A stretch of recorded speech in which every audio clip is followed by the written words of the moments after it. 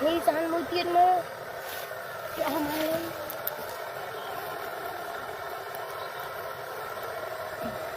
Em phải pinกับตัวนั้นเต้าจำขึ้นเลยเต้าบ้านđây ông rồi Tao được bay. Tao con nào môi tiên. cái này Nào môi biết rồi. Sao nào thì nó nào mà. lấy xúc con pin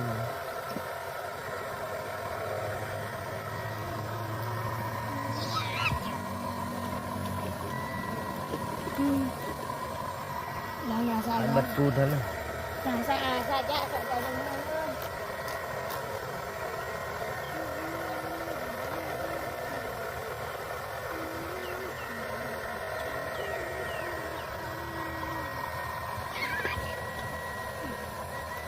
sao vậy ê đầy đi ăn đà lại đó cruộc hòm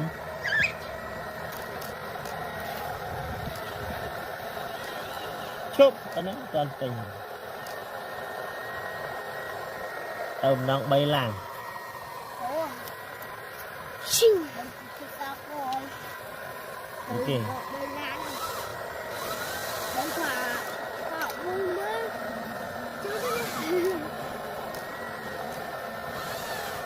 Có đâu.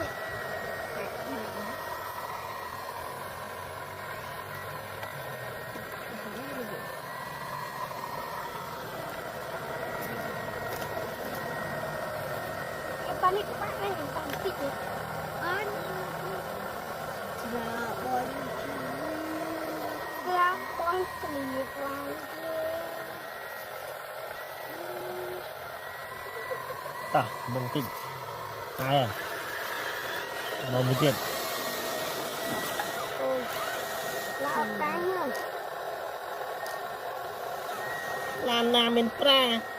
bây là nó chụp tức ngọn rồi đấy đi ngon cứ chụp nghe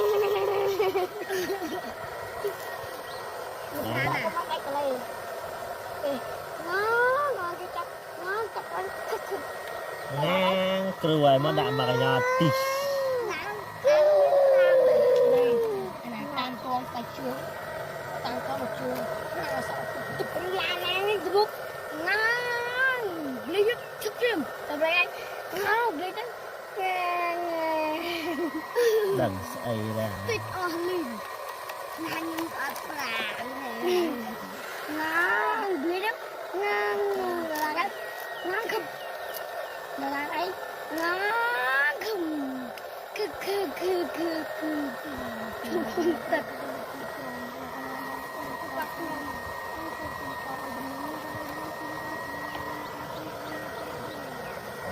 tôi tập lương tụi anh cùng như của em là cái bạn rồi nó ăn thích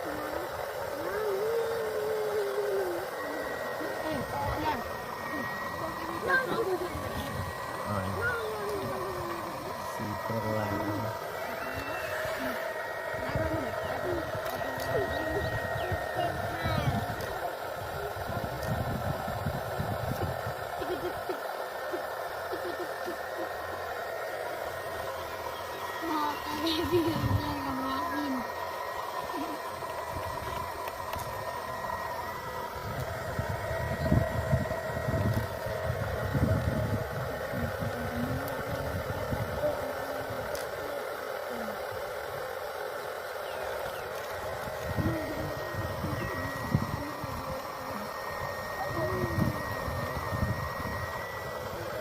chùm pin nữa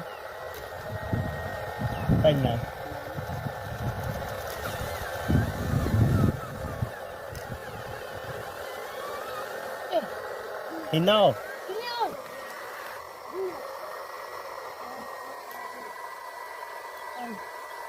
thì no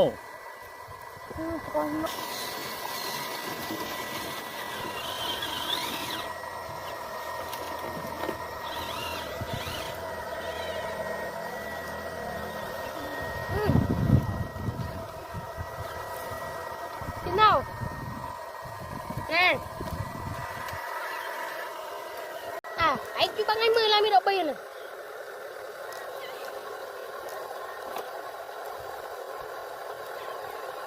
bay là em ấy cắm cây chúng ta trong thức ăn của anh ấy cầm vào tay lời mà rút chặt tới kênh sáng này cái này lưu cái tên chân này nè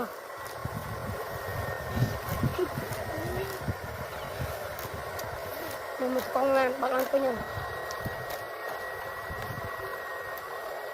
nói cái là được ông lại cả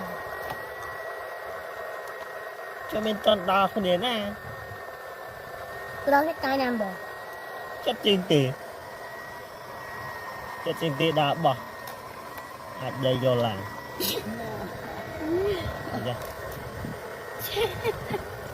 sẵn lần là cọ quy là cái đà hả sao anh mà ngay á mà khai ngôi chất màn đỏ thì mới chắc rồi chụp khai mình to ấy cho mình dưới đi lần là đôi miếng mà chài nữa lấy ăn mà khai mình to tức luôn này sao ngầu theo mình tức rồi mà theo mình tức không em thấy đấy mà theo mình tức ở mua này đâu theo mình tức chi chắc bị ối bằng chết ai đã vậy này vậy xã mấy cô ly kia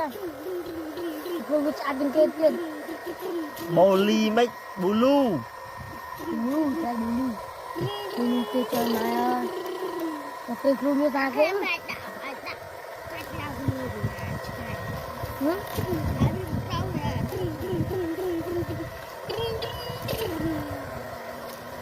cũng là đi ta cái bao cái này ta cái bao quay cái này cái ta cái chân đi này quá nha là cái bản ngon vào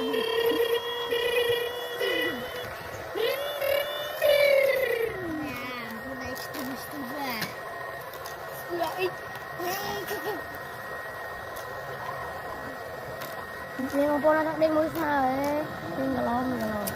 chạy đánh đi anh đây là nào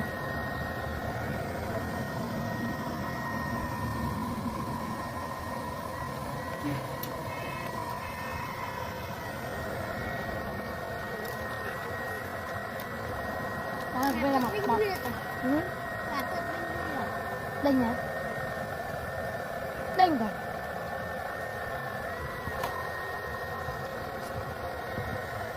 anh đặt lấy tia thì anh muốn đọc sao đưa anh tỏ bao cáo rồi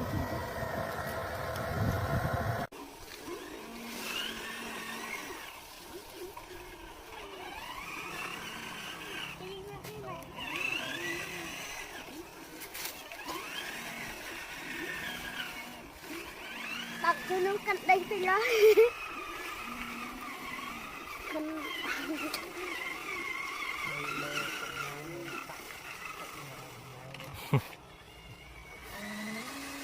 bạ phong bạt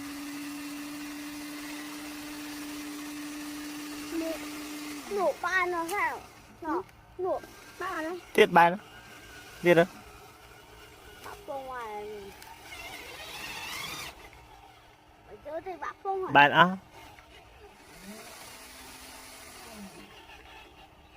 thôi mà bây giờ mà thôi mà một kia là trắng lừng mình là cao là trắng lừng bạ phong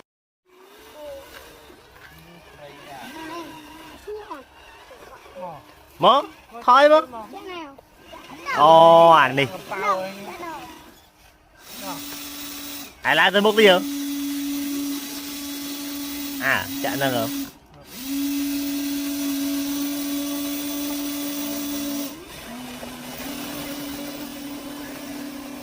lại chạm mà cái nô rồi lại chạm thử như anh đi